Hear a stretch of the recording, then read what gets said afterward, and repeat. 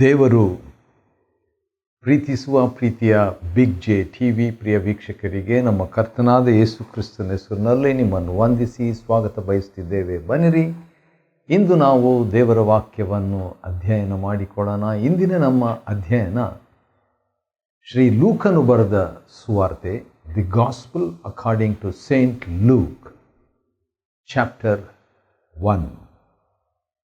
ಲೂಕನು ಬರೆದ ಸುವಾರ್ತೆ ದೊಡ್ಡ ಅಧ್ಯಾಯವಾಗಿರೋದ್ರಿಂದ ಅದನ್ನು 3 ಭಾಗವಾಗಿ ವಿಭಾಗಿಸಿ ಅಧ್ಯಯನ ಮಾಡಿಕೊಳ್ಳಲಿಕ್ಕಿದ್ದೇವೆ. ಲೂಕನು ಬರೆದ ಸುವಾರ್ತೆ ಮೊದಲನೇ ಅಧ್ಯಾಯ 1ರಿಂದ 25, ಲೂಕನು ಬರೆದ ಸುವಾರ್ತೆ ಮೊದಲನೇ ಅಧ್ಯಾಯ 26ರಿಂದ 56, ಲೂಕನು ಬರೆದ ಸುವಾರ್ತೆ ಮೊದಲನೇ ಅಧ್ಯಾಯ 57ರಿಂದ 80. ಈ ರೀತಿಯಾಗಿ 3 ಭಾಗವಾಗಿ ವಿಭಾಗಿಸಿ ಅಧ್ಯಯನ ಮಾಡಿಕೊಳ್ಳಲಿಕ್ಕಿದ್ದೇವೆ. ಲೂಕನು ಬರೆದ ಸುವಾರ್ತೆಯಲ್ಲಿ ನಮ್ಮ ಕರ್ತನಾದ ಯೇಸು ಕ್ರಿಸ್ತನನ್ನು ಚಿತ್ರೀಕರಿಸುವಂಥದ್ದು ಹೇಗೆ ಎಂಬುದಾಗಿ ನೋಡುವಾಗ, ಮತ್ತಾಯನು ಯೇಸು ಕ್ರಿಸ್ತನನ್ನು ತನ್ನ ಸುವಾರ್ತೆಯಲ್ಲಿ ಸಾರ್ವಭೌಮನಾದ ಅರಸನನ್ನಾಗಿ ಚಿತ್ರಿಸ್ತಾನೆ. ಸಾವರಿನ್ ಕಿಂಗ್, ಅರಸನನ್ನಾಗಿ ಮತ್ತಾಯನು ಯೇಸು ಕರ್ತನನ್ನು ತನ್ನ ಸುವಾರ್ತೆಯಲ್ಲಿ ಚಿತ್ರಿಸಿ, ಮೊದಲನೇ ಅಧ್ಯಾಯದಲ್ಲಿನೇ ಮತ್ತಾಯನು ಬರೆದ ಸುವಾರ್ತೆಯಲ್ಲಿ ಮೊದಲನೇ ವಚನದಲ್ಲಿಯೇ ಯೇಸು ಕ್ರಿಸ್ತನನ್ನು ದಾವಿದನ ಪುತ್ರನು ಎಂಬುದಾಗಿ, ದಾವಿದನ ಅರಸನ ಪುತ್ರನು, ಆ ರಾಜ ವಂಶಸ್ಥನು ಈತನು ಎಂಬುದಾಗಿ ಪ್ರಕಟಿಸುವಾತನಾಗಿದ್ದಾನೆ, ಚಿತ್ರಿಸುವಾತನಾಗಿದ್ದಾನೆ. ಮಾರ್ಕನ ಸುವಾರ್ತೆಯಲ್ಲಿ ಆದರೂ ಯೇಸು ಕರ್ತನನ್ನು ಮಾರ್ಕನು ಸೇವಕನನ್ನಾಗಿ, ಶ್ರಮೆ ಪಡುವ ಸೇವಕನು, ಯೆಶಾಯ 53ರಲ್ಲಿ ಶ್ರಮೆ ಪಡುವ ಸೇವಕನು, ಸಫರಿಂಗ್ ಸರ್ವೆಂಟ್. ಆದ ಕಾರಣ ಆ ಸೇವಕನಾಗಿ, ಉದಾಹರಣೆಗೆ ಮಾರ್ಕ 10:45ರಲ್ಲಿ ತಾನು ಸೇವಕನೆಂತಲೂ ಮತ್ತು ಸೇವೆ ಮಾಡುವುದಕ್ಕಾಗಿ ಬಂದಾತನೆಂತಲೂ, ತನ್ನ ಪ್ರಾಣವನ್ನು ಈಡಾಗಿ ಕೊಡುವುದಕ್ಕೆ ಬಂದಾತನೆಂತಲೂ, ಸೇವೆ ಮಾಡಿಸಿಕೊಳ್ಳುವುದಕ್ಕಲ್ಲ ಮಾಡುವುದಕ್ಕಾಗಿ ಎಂಬುದಾಗಿ ಮಾರ್ಕನ ಸುವಾರ್ತೆಯಲ್ಲಿ ಯೇಸು ಕರ್ತನನ್ನು ಸೇವಕನನ್ನಾಗಿ ನೋಡ್ತೇವೆ. ಆದರೆ ಲೂಕನು ಬರೆದ ಸುವಾರ್ತೆಯಲ್ಲಿ ಇಂದು ನಾವು ನಮ್ಮ ಕರ್ತನಾದ ಯೇಸುವನ್ನು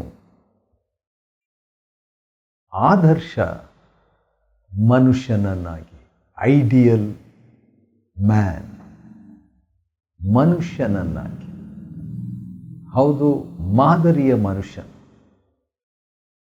ಆ ರೀತಿಯಾಗಿ ಲೂಕನು ಚಿತ್ರಿಸುವಾತನಾಗಿದ್ದಾನೆ.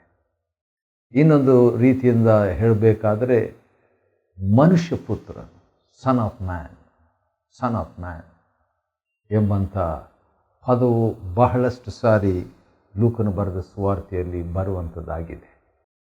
ಈ ಒಂದು ಹಿನ್ನೆಲೆಯಿಂದ ನಾವು ಪ್ರಾರಂಭಿಸಿ ಈಗ ಲೂಕನು ಬರೆದ ಸುವಾರ್ತೆ ಮೊದಲನೇ ಅಧ್ಯಾಯದ 1ರಿಂದ 25 ವಚನಗಳವರೆಗೆ ಇರುವಂಥ ವಾಕ್ಯ ಭಾಗವನ್ನು ನೋಡಿಕೊಳ್ಳೋಣ. ಲೂಕನು ಬರೆದ ಸುವಾರ್ತೆ, ಲೂಕನು ಎಂಬಂಥ ಹೆಸರಿನ ಅರ್ಥ ಬೆಳಕು, ಹೊತ್ತಾತನು, ಬೆಳಕಿನವನು, ಲೂಕಾಸ್ ಎಂಬಂಥ ಅರ್ಥ ಈ ಲೂಕನ ಹೆಸರಿನಲ್ಲಿ ಇದೆ. ಮತ್ತು ಪೌಲನ ಜೊತೆ ಸೇವಕನು ಈ ಲೂಕನು, ಮತ್ತು ವೈದ್ಯನು ಕೂಡ ಆಗಿದ್ದ ವ್ಯಕ್ತಿ ಈ ಲೂಕನು. ಆದುದರಿಂದ ಲೂಕನು ಬರೆದ ಸುವಾರ್ತೆ ಮೊದಲನೇ ಅಧ್ಯಾಯ 1ರಿಂದ 25 ವಚನಗಳಲ್ಲಿ ಮೆಸ್ಸಿಯನ 18 ಸಿದ್ಧತೆಗಳನ್ನು ನೋಡಿಕೊಳ್ಳೋಣ. ಮೆಸ್ಸಿಯನ 18 ಸಿದ್ಧತೆಗಳು, 18 ಪ್ರಿಪರೇಷನ್ಸ್ ಫಾರ್ ಮೆಸ್ಸಾಯ. ಯಾವ ರೀತಿಯಾಗಿ ಮೆಸ್ಸಾಯನ ಒಂದು ಪರಿಚಯವಾಗಿ ಸಿದ್ಧತೆಗಳು 18 ಇದ್ದವು. 1-25 ವಚನಗಳಲ್ಲಿ ಅದನ್ನು ಒಂದೊಂದಾಗಿ ಬೇಗ ಬೇಗ ನೋಡಿಕೊಳ್ಳೋಣ ಬನ್ನಿರಿ. ಥೆಯೋಫಿಲನಿಗೆ ಲೂಕನು ಈ ಸುವಾರ್ತೆಯನ್ನು ಬರೆದಿರುವ ಆತನಾಗಿದ್ದಾನೆ. ಥೆಯೋಫಿಲ, ಥೆಯೋ ಅಂತ ಹೇಳಿದರೆ ದೇವರು, ಫಿಲ ಅಂದರೆ ಪ್ರೀತಿಸುವಾತನು, ದೇವರನ್ನು ಪ್ರೀತಿಸುವಾತನು. ಹಾಗಾದರೆ ನಾವೆಲ್ಲರೂ ಥೆಯೋಫಿಲರೇ, ದೇವರನ್ನು ಪ್ರೀತಿಸುವವರು. ಹಾಗಾದರೆ ನಮಗೂ ಕೂಡ ಈ ಒಂದು ಸುವಾರ್ತೆ ಬರೆಯಲಾಗಿದೆ. ಅದರಲ್ಲಿ ಯೇಸು ಕ್ರಿಸ್ತನನ್ನು ಆದರ್ಶ ಮನುಷ್ಯನನ್ನಾಗಿ, ಮನುಷ್ಯ ಪುತ್ರನನ್ನಾಗಿ, ನಿಜವಾದ ಮನುಷ್ಯನನ್ನಾಗಿ, ಸುಮಾರು 200 ಔಷಧೀಯ ಪದಗಳನ್ನು ಲೂಕನು ಬಳಸುವಾತನಾಗಿದ್ದಾನೆ ಈ ಸುವಾರ್ತೆಯಲ್ಲಿ. ಅಪೊಸ್ತಲ ಕೃತ್ಯದಲ್ಲಿ ಕೂಡ ಅದರಲ್ಲಿ ಯೇಸು ಕ್ರಿಸ್ತನು ರಕ್ತದೋ ಹಾದಿಯಲ್ಲಿ ಬೆವರಿನ ಹನಿಗಳು ದೊಡ್ಡ ದೊಡ್ಡ ರಕ್ತದ ಹನಿಗಳಂತೆ ಬೀಳುತ್ತಿದ್ವಂತ ನಿಜವಾದ ಮನುಷ್ಯ, ಬೆವರು, ರಕ್ತ. ಆದ ಕಾರಣ ಮನುಷ್ಯ ಪುತ್ರನನ್ನು ನಾವು ನೋಡ್ತೇವೆ. ನಮಗದು ಬಹಳ ಎನ್ಕರೇಜ್ಮೆಂಟ್. ಯಾಕಂದ್ರೆ ನಾವು ಮನುಷ್ಯರಲ್ಲ, ನಮಗೆ ಈತನು ಆದರ್ಶ ವ್ಯಕ್ತಿ, ಈ ಯೇಸು ಕರ್ತನು. ಥೆಯೋಫಿಲನಿಗೆ ಬರೆಯುವಾಗ ಮೊದಲಿನಿಂದ ಕಣ್ಣಾರೆ ಕಂಡವರು, ಮೆಸ್ಸಿಯನ ಸಿದ್ಧತೆ ಯಾರ್ಯಾರು ಕಣ್ಣಾರೆ ಯೇಸು ಸ್ವಾಮಿಯನ್ನು ನೋಡಿದ್ರು ಅವ್ರ ಕಡೆಯಿಂದ ಈ ಸುವಾರ್ತೆಯನ್ನು ಬರಿತಾನ್ರಿ, ವಿಷಯಗಳನ್ನು ತೆಗೆದುಕೊಂಡು. ಎರಡನೇದಾಗಿ ದೇವರ ವಾಕ್ಯದ ಸೇವಕರು. ಲೂಕನ ಬರೆದ ಸುವಾರ್ತೆ 1ನೇ ಅಧ್ಯಾಯ 2ನೇ ವಚನದಲ್ಲಿ 2 ನೋಡ್ಬೋದು. ಕಣ್ಣಾರೆ ಕಂಡವರು, 2ನೇದು ದೇವರ ವಾಕ್ಯ ಸೇವಕರು. ಹಾಗಾದರೆ ದೇವರ ವಾಕ್ಯದ ಸೇವಕರಿಂದ ಈ ಸುವಾರ್ತೆಯ ವಿಷಯವನ್ನು ಸಂಗ್ರಹಿಸಿದನು ಲೂಕ.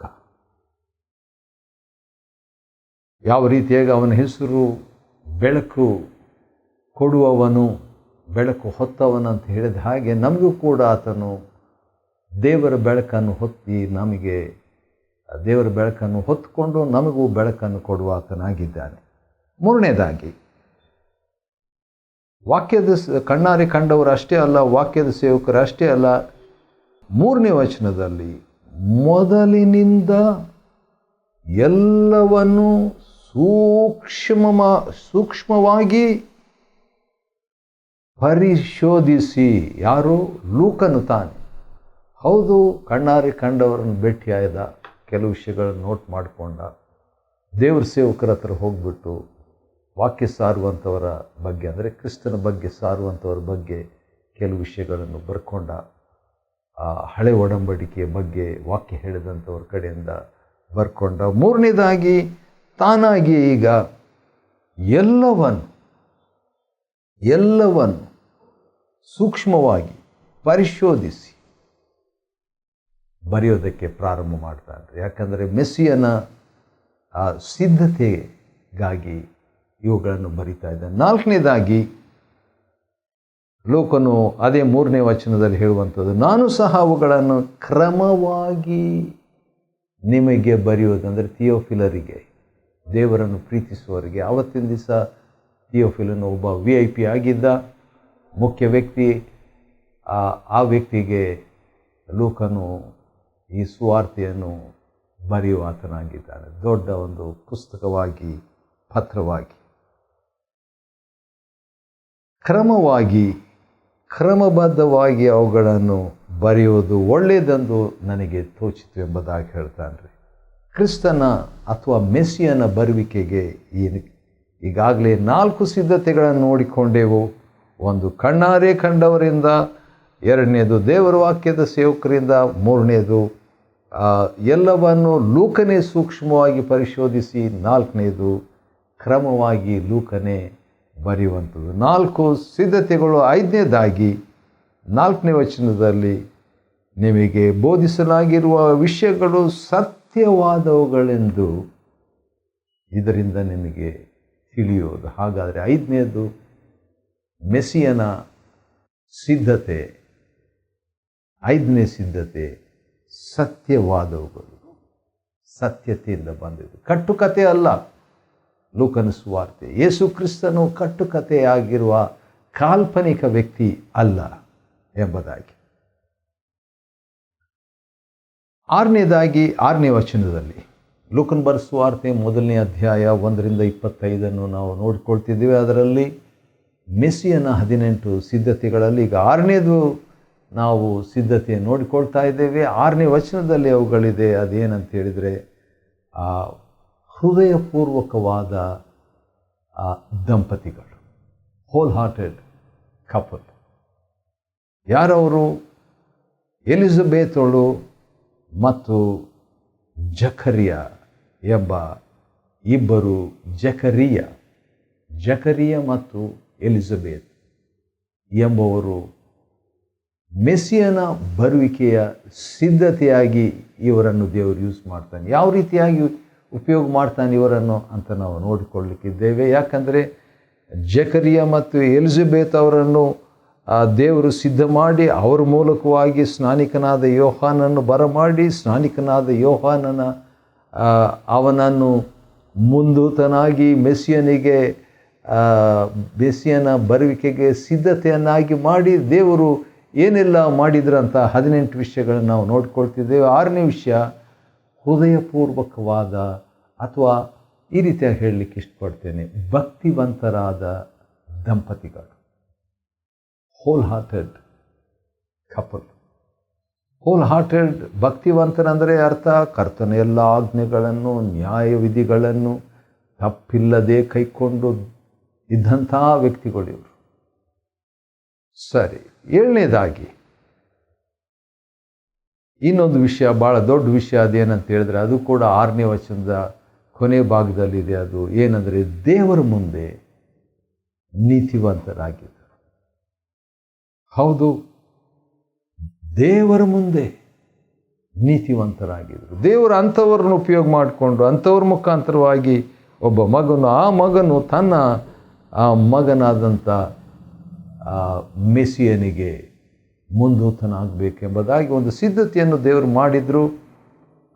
8ನೇ ವಚನದಲ್ಲಿ ನಾವು ನೋಡುವಾಗ 8ನೇ ಸಿದ್ಧತೆ, ಮೆಸ್ಸಿಯನಿಗಾಗಿ ದೇವರು ಮಾಡಿದ 8ನೇ ಸಿದ್ಧತೆ ಏನಂದರೆ, ಜಕರಿಯನು ತನ್ನ ವರ್ಗದ ಸರದಿಯ ಪ್ರಕಾರ ದೇವರ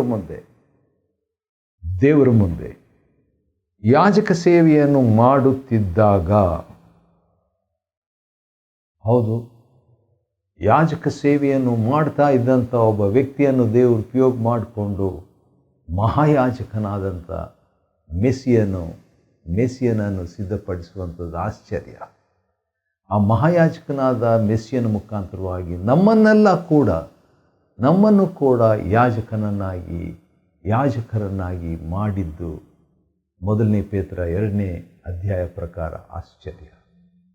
ಅಷ್ಟೇ ಅಲ್ಲ, ಯೇಸು ಸ್ವಾಮಿ ಯಾಜಕನು ಮಾತ್ರವಲ್ಲ, ಮಹಾಯಾಜಕನು ಮಾತ್ರವಲ್ಲ, ಆತನು ಮಹಾ ಅರಸನು.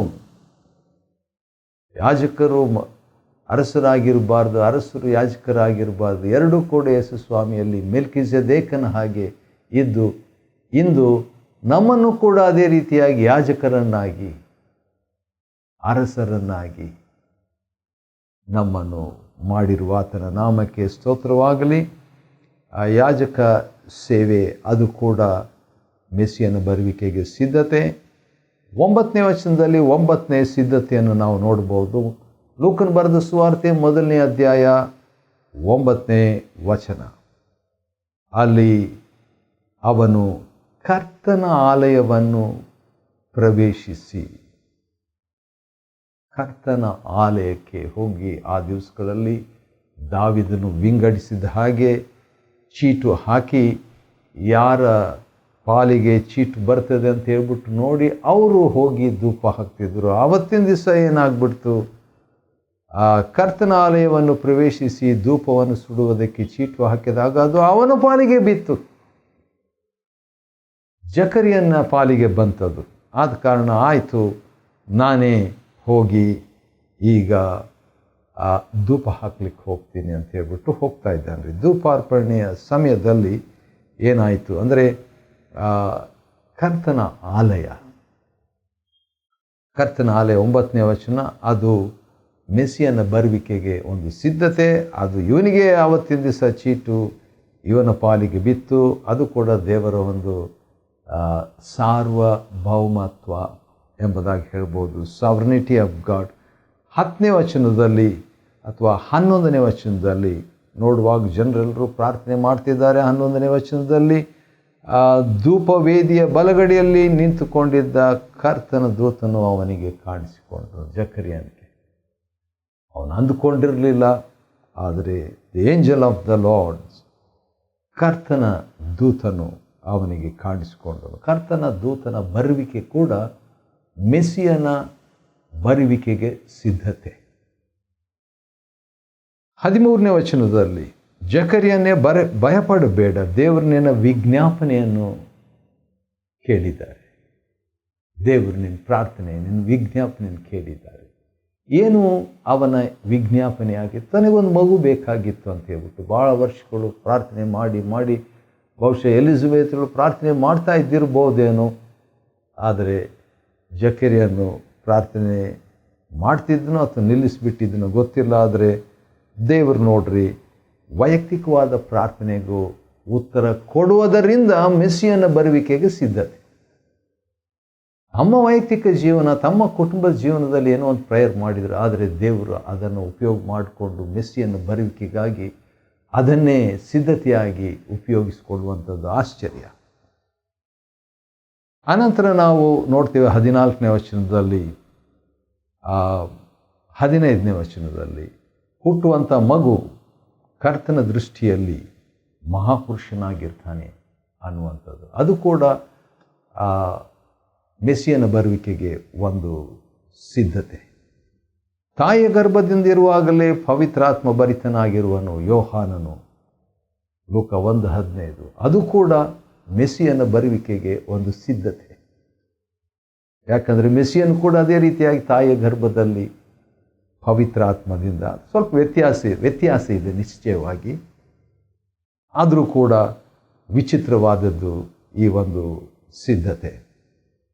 16ನೇ ವಚನದಲ್ಲಿ ಇಸ್ರಾಯೇಲರಲ್ಲಿ ಅನೇಕರನ್ನು ಅವರು ದೇವರ ಕಡೆಗೆ ತಿರುಗಿಸ್ತಾನಂತೆ ಯೋಹಾನನು.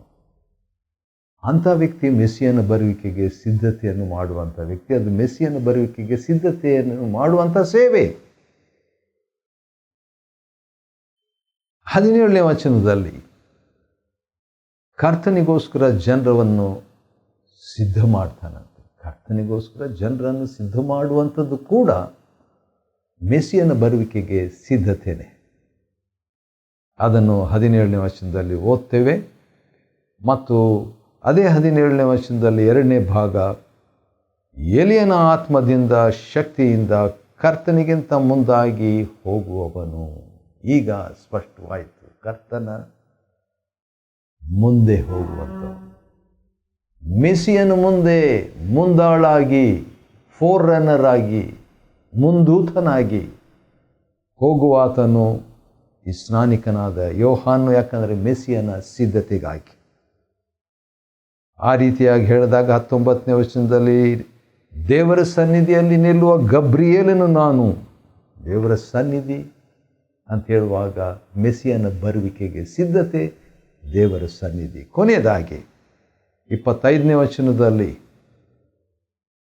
ಎಲಿಜಬೆತಳು ಹೇಳುವಂಥ ಮಾತು, ಕರ್ತನು ನನ್ನ ಮೇಲೆ ದೃಷ್ಟಿ ಇಟ್ಟಿದ್ದಾನೆ. The eyes of the Lord is upon me. ವೃದ್ಧಾಪ್ಯದಲ್ಲಿ ವಯಸ್ಸಾದಂಥ ಸಂದರ್ಭದಲ್ಲಿ ಕರ್ತನ ಆಕೆ ಮೇಲೆ ದೃಷ್ಟಿ ಇಟ್ಟಿದ್ದು ಕೂಡ ಮೆಸ್ಸಿಯನ ಬರುವಿಕೆಗೆ 18ನೇ ಸಿದ್ಧತೆ. ಲೂಕನ ಬರೆದ ಸುವಾರ್ತೆ 1ನೇ ಅಧ್ಯಾಯ 1ರಿಂದ 25 ವಚನಗಳನ್ನು ಅಧ್ಯಯನ ಮಾಡಿಕೊಳ್ಳುವಂತೆ ದೇವರು ಕೊಟ್ಟ ಕೃಪೆಗಾಗಿ ಆತನಿಗೆ ಸ್ತೋತ್ರವಾಗಲಿ. ದೇವರು ನಿಮ್ಮನ್ನು ಆಶೀರ್ವದಿಸಲಿ.